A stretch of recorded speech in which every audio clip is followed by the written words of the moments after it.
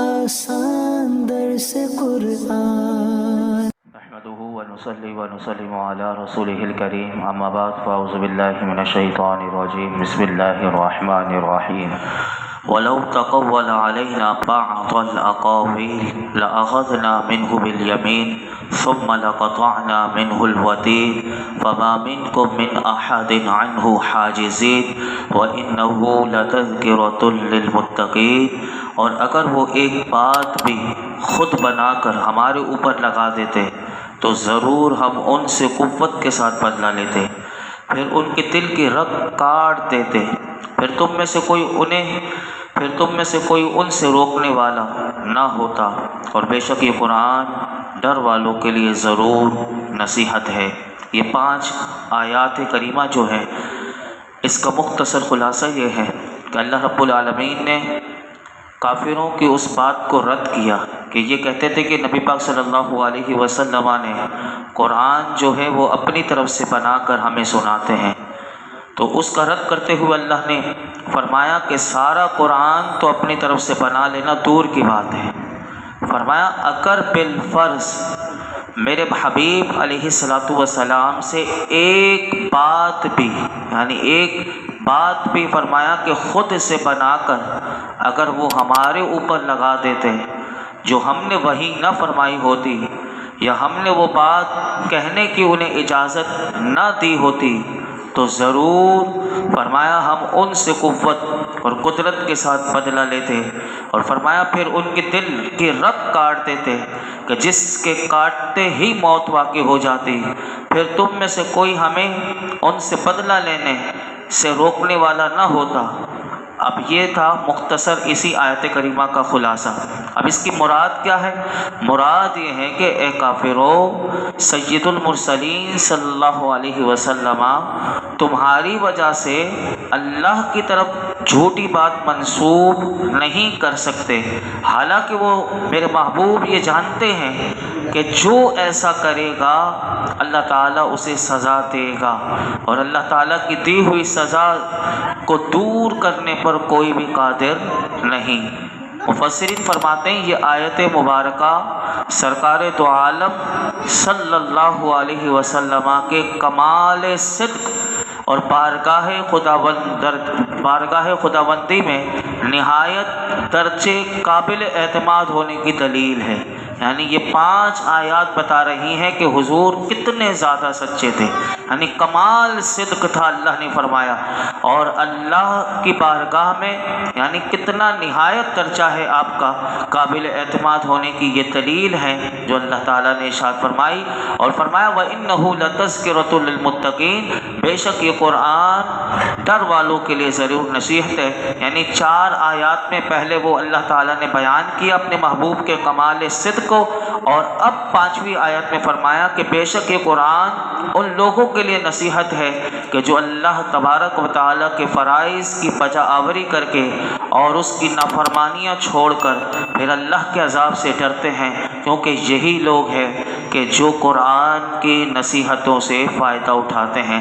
اور پھر آخری 4 آیات میں سورہ حاقہ کا اختتام کتنا خوبصورت ہوتا ہے۔ فرمایا وَإِنَّا لَنَعْلَمُ أَنَّ مِنْكُمْ مُكَذِّبِينَ، اور بے شک ضرور ہم جانتے ہیں تم میں سے جھٹلانے والے ہیں۔ فرمایا کہ بے شک ضرور ہم جانتے ہیں کہ تم میں سے کچھ جھٹلانے والے ہیں۔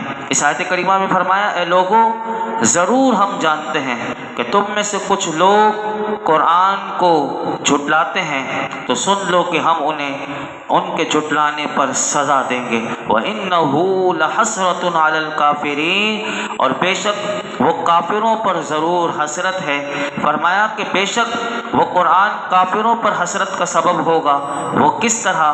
فرمایا کہ جب وہ قیامت کے دن قرآن پر ایمان لانے والوں کا ثواب دیکھیں گے، اور اس قرآن حکیم کا انکار کرنے والوں اور اس قرآن کو جھٹلانے والوں کا جب وہ عذاب دیکھیں گے تو اپنے ایمان نہ لانے پر انہیں حسرت ہوگی، انہیں افسوس وہ کریں گے، اور حسرت و ندامت میں ایسے لوگ گرفتار ہوں گے۔ پھر فرمایا وَإِنَّهُ لَحَقُّ یقین، اور بے شک وہ ضرور یقینی حق ہے۔ اس آیت کریمہ کی تین تفسیر علماء نے کی۔ فرمایا کہ ایک تفسیر یہ کہ بے شک قیامت کے دن کفار کی ندامت، شرمندگی، فرمایا یہ حقیقت میں ہے، یقینی حق ہے۔ اور دوسری تفسیر اس کی علماء نے اس آیت کریمہ کی یہ کی کہ بے شک قرآن کا اللہ کی طرف سے ہونا یہ یقینی حق ہے۔ اور تیسری تفسیر اس کی علماء نے یہ کی کہ فرمایا بے شک قرآن یقینی حق ہے کہ اس میں کوئی شک اور شبہ کی کوئی گنجائش نہیں ہے۔ پھر فرمایا فسبح بسم ربک العظیم، فرمایا کہ تو اے محبوب تم اپنے عظمت والے رب کے نام کی پاکی بیان کرو۔ یعنی اللہ تعالیٰ نے سورت کے اختتام پر فرمایا اے پیارے حبیب صلی اللہ تعالیٰ علیہ وسلم، آپ اپنے عظمت والے رب کی ہر طرح کے نقص و عیب سے پاکی بیان کریں اور اس کا شکر ادا کریں کہ اس نے تمہاری طرف اپنے اس جلالت والے، عظمت والے کلام کی وحی فرمائی۔ اس ارشاد ربانی کی تعمیل میں مفسرین فرماتے ہیں کہ نبی پاک صلی اللہ علیہ وسلم جو ہیں وہ بڑے لگن کے ساتھ اور بڑے شوق سے پھر مشغول ہوتے ہیں اور ساری رات جو ہے میرے آقا علیہ الصلوۃ والسلام کھڑے ہو کر رب قدوس کی حمد و تسبیح کیا کرتے، یہاں تک کہ سحر ہو جاتی اور پاؤں مبارک جو ہیں حضور کے سوج جایا کرتے تھے۔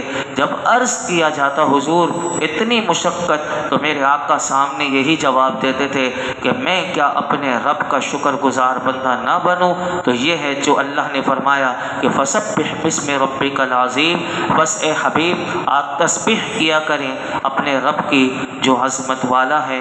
آگے سورہ معارج کا آغاز ہوتا ہے، فرمایا بسم اللہ الرحمن الرحیم، اللہ کے نام سے شروع جو نہایت مہربان رحم والا۔ فرمایا سأل سائل بعذاب واقع للکافرین لیس له دافع، ایک مانگنے والے نے وہ عذاب مانگا جو کافروں پر واقع ہونے والا ہے، اس کو کوئی ٹالنے والا نہیں۔ سورہ معارج یہ بھی مکہ مکرمہ میں نازل ہوئی، اس میں 2 رکوع 44 آیتیں ہیں۔ معارج کا معنی کیا ہے؟ معارج کا معنی یہ ہے بلندیاں، اور اس سورت کی تیسری آیت ابھی ہم سنیں گے انشاءاللہ، اس میں یہ لفظ المعارج آئے گا۔ اس مناسبت سے اس سورت کا نام سورہ معارج رکھا گیا۔ پہلی 2 آیت کریمہ کا مختصر خلاصہ یہ ہے کہ سأل سائل بعذاب واقع، ایک مانگنے والے نے وہ عذاب مانگا۔ ان 2 آیات کے شان نزول کے بارے میں مختلف قول ہیں مفسرین کے، میں 3 قول آپ کے سامنے رکھتا ہوں۔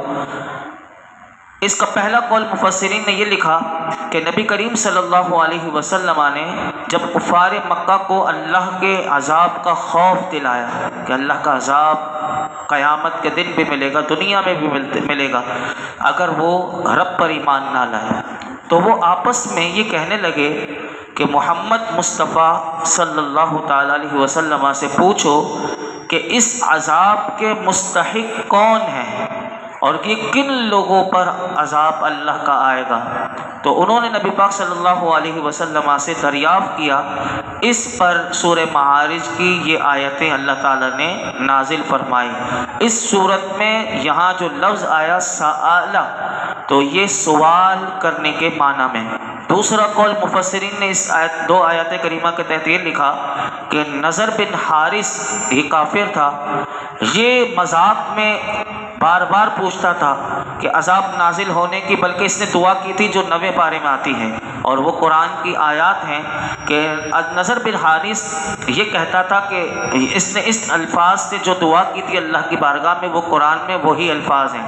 اس نے یہ کہا تھا اللہم ان کان ھذا ھو الحق من عندک فامطر علینا حجارۃ من السماء او ائتنا بعذاب علیم، اے اللہ اگر یہ قرآن ہی تیری طرف سے حق ہے تو ہم پر آسمان سے پتھر برسا دے یا کوئی دردناک عذاب ہم پر لے آ. یعنی وہ مان نہیں رہا، وہ اللہ کا عذاب مان رہا ہے کہ وہ آ جائے تو پھر میں مانوں گا. تو یہ مفسرین نے دوسرا قول لکھا کہ اللہ نے اسی لیے یہ آیت کریمہ نازل کی. اس کے بارے میں یہ آیت کریمہ سورہ معارج کی نازل ہوئی.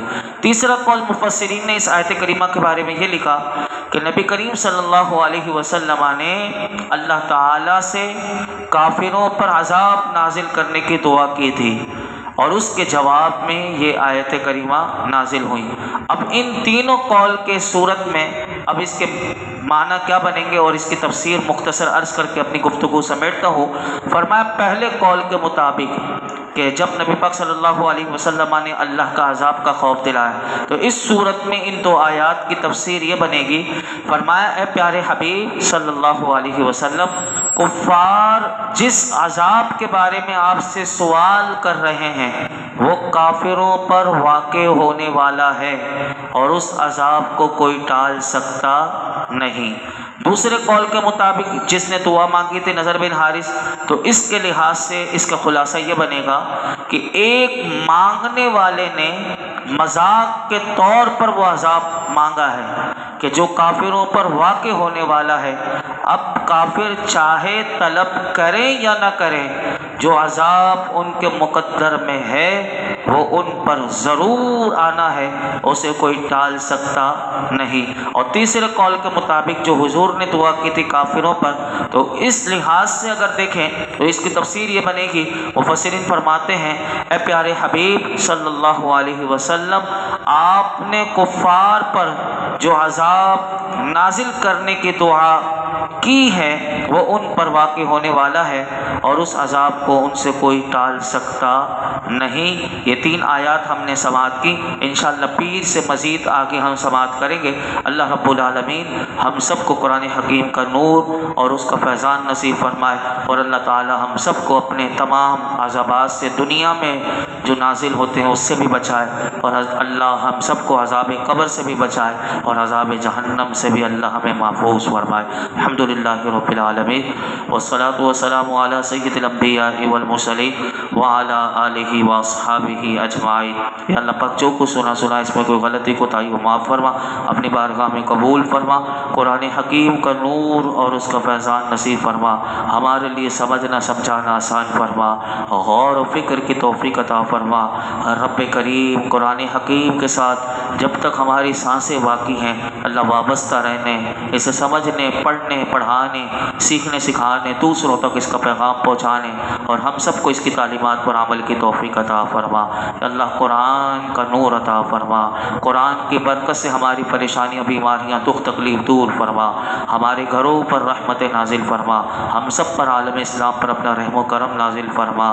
یا اللہ قرآن حکیم کی برکت سے ہمیں ہر قسم کی مہلک بیماریوں سے، بستر کی زندگی سے، یا اللہ محتاجی سے، یا اللہ ناگانی آفتوں سے ہم سب کو محفوظ فرما. وصلی اللہ تعالی علی خیر خلقہ محمد وعلی آلہ وصحبہ اجمعین.